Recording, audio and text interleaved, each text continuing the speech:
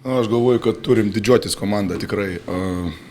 Šiais metais nebuvo tokių rungtynių, kur mes praktiškai sugrįžom iš vos ne, kaip sakant, vos nenumirę buvom ir sugrįžom.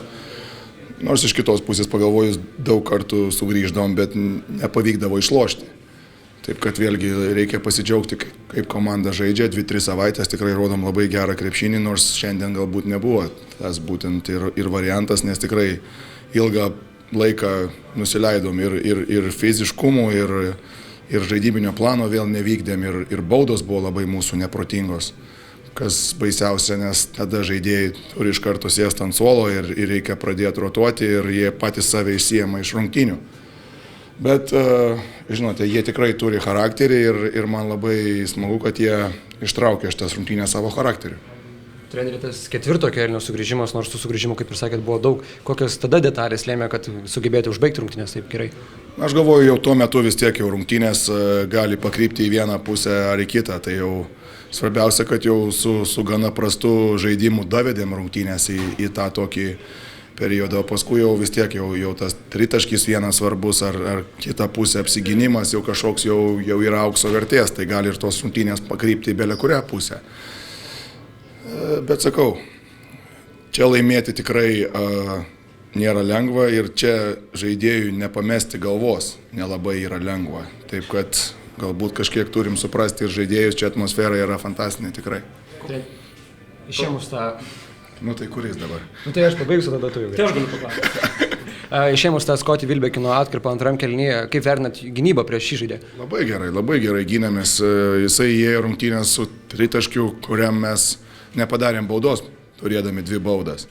Tikrai atrodo, tas būtų paprasta ir dar turbūt protingiausias mūsų žaidėjas. Bet vėlgi, Jadelijau, nepames galvos yra labai didelis įvykis mūsų jaunai komandai. Kokios buvo pagrindinės gynybos plano detalės, nes mes matėm, kai jį veikia taip, kaip turėtų veikti, Maccabi metė desperatiškus metimus ir mes tą pamatėm rungtynių pabaigoje.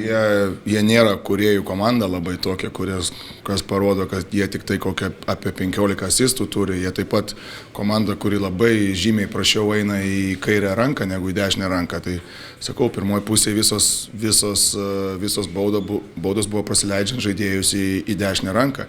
Ir tu negali šito daryti. Sakau, jeigu yra tokios jau silpnybės, tu turi jom naudotis.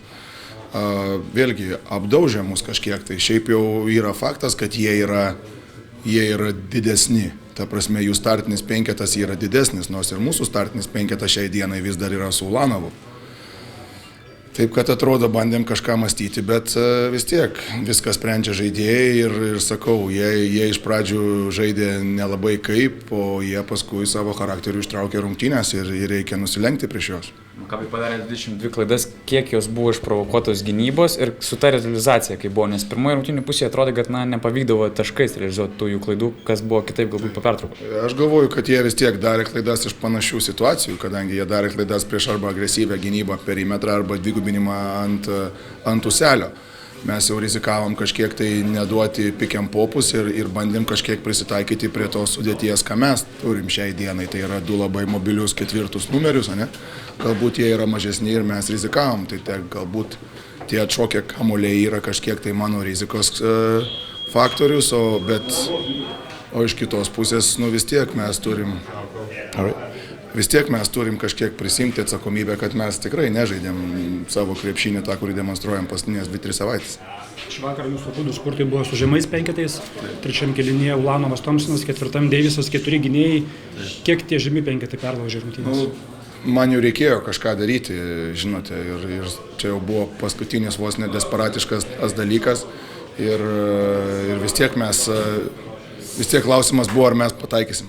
Mes ir pirmoji pusė reikia pripažinti, kad mes susikūrėme metimus, mes visai nieko nepataikėm. Tiek ir Milas, aš galvoju, kokius 3 prametė, o paskui Milas sumetė tą, ką jam reikėjo sumesti. Kaip ir žogai, taip pat sugalvodavo kamuolius puolime, kartodavo metimus. Kiek buvo baimės, kad sumažinus tą penketą dar bus blogiau šitoje? Aš jau sakau, mes jau buvom nekokioje situacijoje, man reikėjo rizikuoti. Treneri, minėjote, kad buvo nesilaikytas žaidybinio plano, turite omeny konkrečiai 4 kėlinio pradžią, prastą atkarpą, 2 kėlinio prastas minutės? Pirmas, aš galvoju, antrą kėlinį jie įmetė dabar, jeigu neklystu, jie įmetė labai mažai taškų antram kėlinį pirmas minutės, o paskui jie sumetė labai daug. Taip kad vėlgi daug kas buvo dėl mūsų klaidų. Aišku, sakau, jau šitie vyrai jau žaidžia 2-3 savaitės praktiškai, jeigu ne idealų krepšinį, tai labai arti to, ką mes galim, tai šiandien tikrai to nebuvo ir reikia jo suprasti. Jie visą laiką idealiai nežais, bet svarbiausia šitoj situacijai buvo laimėti ir jie tą padarė. Šį vakarą Deivisas 2 pirmus kėlinius puolime strigo. Kiek tas jo persilaužimas antroji pusė pasako apie jį kaip žaidėją? Brandonas jau toks yra. Ta jo energija kartais paima viršų jo galvoj.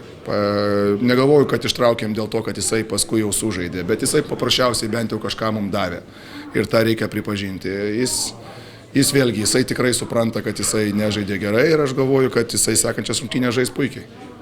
Tas didžiulis džiaugsmas rungtynė, aišku, natūralu džiaugtis po pergalių, bet ar iš to, kiek stebuklinga pergalė buvo, ar kad žaidėjai parodė charakterį, ar kad ir palaikomas tas šansas? Nebuvo ta pergalė stebuklinga, bet žinote, mes tokių rungtynių šiais metais dar neištraukėm. Atrodo, jau ir buvom daug kartų labai didelė minusė ir sugrįždavom ir atrodo, kad jau galim, bet niekada jau ir nepavykdavo. Tai labai fainai, kad tas pavyko istorinėje arenoje ir prieš tokį puikų klubą, kuris tikrai žaidžia gerą krepšinį pastaruosius 2-3 mėnesius.